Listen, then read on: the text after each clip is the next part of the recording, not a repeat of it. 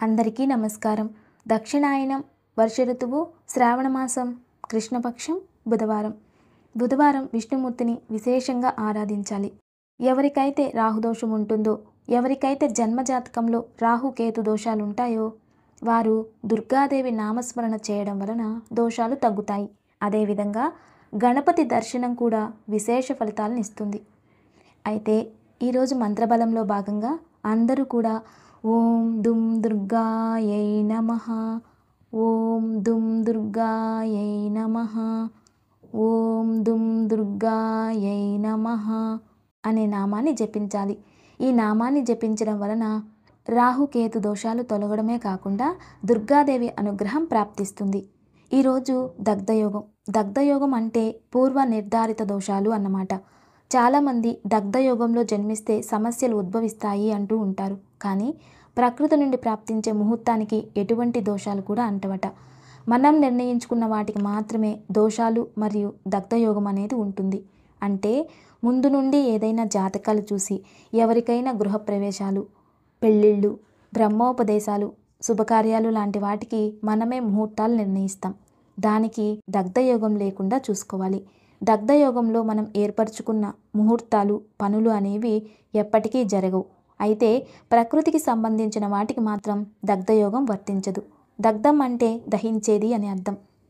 దగ్ధం అంటే సమస్యలను తెచ్చిపెట్టేది అని అర్థం. ముహూర్తం అనేది నిర్ణయిస్తే ఎటువంటి ఆపదలు వచ్చినా, ఆటంకాలు వచ్చినా వాటిని ఛేదించి ఆ కార్యక్రమం జరిగిపోతుందట. ముహూర్త బలం అంటే అలా ఉంటుంది.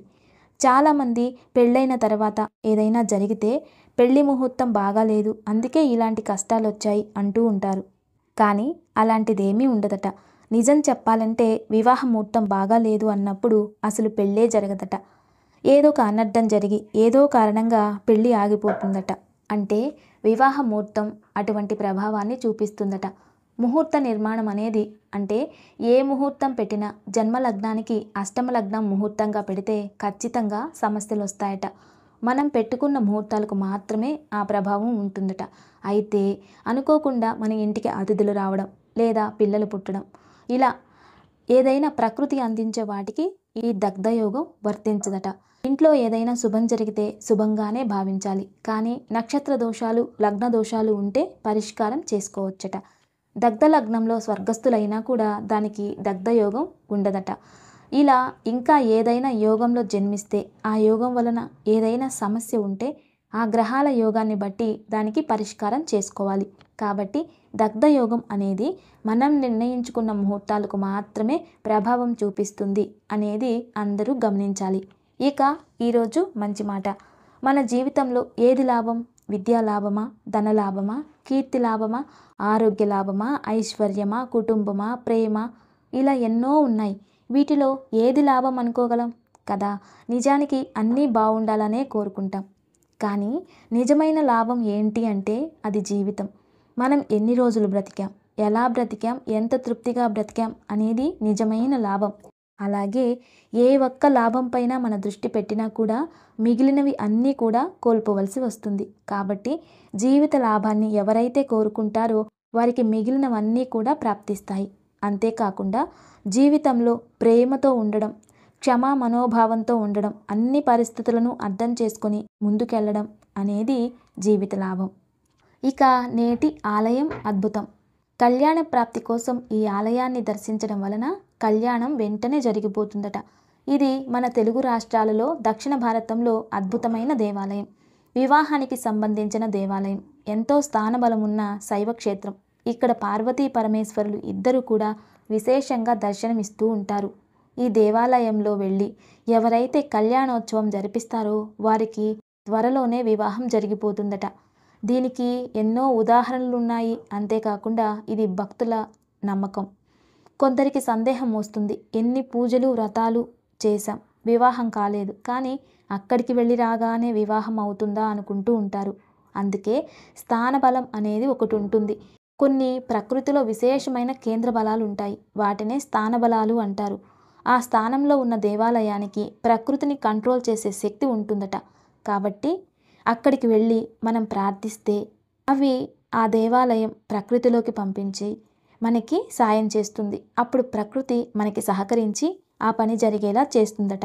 దీన్నే స్థానబలం అంటారు. అదే దేవాలయం మురమల్ల వీరేశ్వర స్వామి దేవాలయం. ఇది పోలవరం మండలంలో యానాంకి దగ్గరలో ఉంటుంది. వివాహ ప్రాప్తికి అనుకూలమైన దేవాలయం. ఇక్కడికి వెళ్ళి దర్శనం చేసుకున్నట్లయితే ఖచ్చితంగా సంకల్పం నెరవేరుతుంది. మెంతులు ఆరోగ్యానికి ఎంతో మేలు చేస్తాయి. మనం ఇళ్లల్లో కూడా వంటగదిలో ఎప్పుడూ ఉంచుకుంటూ ఉంటాం కదా. పర్టికులర్గా ఆవకాయలో మెంతుల్ని అందరూ ఉపయోగిస్తారు. ఎందుకంటే సాధారణంగా బీపీ ఉన్నవారు ఆవకాయని ఎక్కువ తినకూడదని డాక్టర్స్ చెప్తూ ఉంటారు. ఎందుకంటే ఆవకాయ ఉష్ణ స్వభావం, మెంతులు శీతల స్వభావం. అంటే శరీరానికి చల్లగా చేయడానికి ఇవి ఉపయోగపడతాయి. మరియు ఇవి ఆవకాయలో ఉన్న ఉష్ణతత్వాన్ని తగ్గించి శీతల తత్వాన్ని అందించి దాన్ని బ్యాలెన్స్ చేస్తుంది.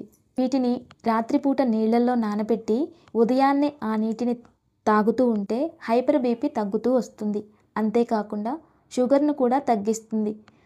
అయితే పచ్చి మెంతులు ఉపయోగిస్తే శరీరానికి వేడి చేస్తుందట. కాబట్టి మెంతుల్ని వేయించి స్టోర్ చేసుకుని రోజు నైట్ 1 స్పూన్ నానబెట్టి ఉదయాన్నే పరగడుపున ఆ నీటిని తాగాలి. ఇలా తాగుతూ ఉండడం వలన సమస్య తగ్గిపోతుంది. అంతేకాకుండా ఇది యాంటీవైరల్, యాంటీ బ్యాక్టీరియా లాగా కూడా పనిచేస్తుందట. శరీరంలో రోగనిరోధక శక్తిని కూడా పెంచుతుంది. ఇక దివ్య పూజ. రేపు గురువారం తృతీయ గడియలు ఉంటాయి. సాయంత్రం చతుర్దశి. గురువారం తృతీయ చాలా విశేషమైనటువంటి రోజు. ఎవరైతే ఉద్యోగం లేకుండా ఉంటారో, ఉద్యోగ ప్రయత్నాలు చేస్తూ ఉంటారో, ప్రభుత్వ ఉద్యోగ అవకాశం కోసం చూస్తూ ఉన్న వారందరూ కూడా రేపు ఉదయాన్నే శరీరం మొత్తం గంధం రాసుకొని స్నానం చేయాలి. లేదా స్నానం చేసే నీటిలో కొంచెం గంధం పొడి కలుపుకోవాలి.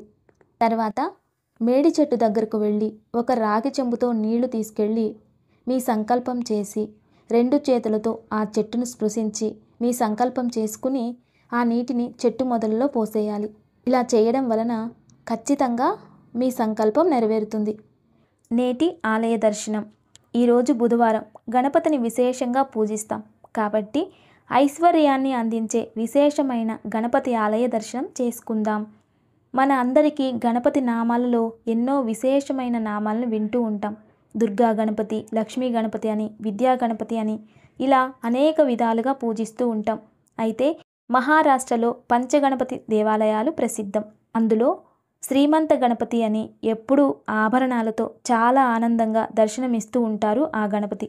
ఈ దేవాలయం దర్శించుకుంటే పుణ్యఫలంతో పాటు మనం కూడా శ్రీమంతులం అవుతామట అనేది భక్తుల నమ్మకం. ఈ ఆలయం దగుడుషేత్ ఆలయం.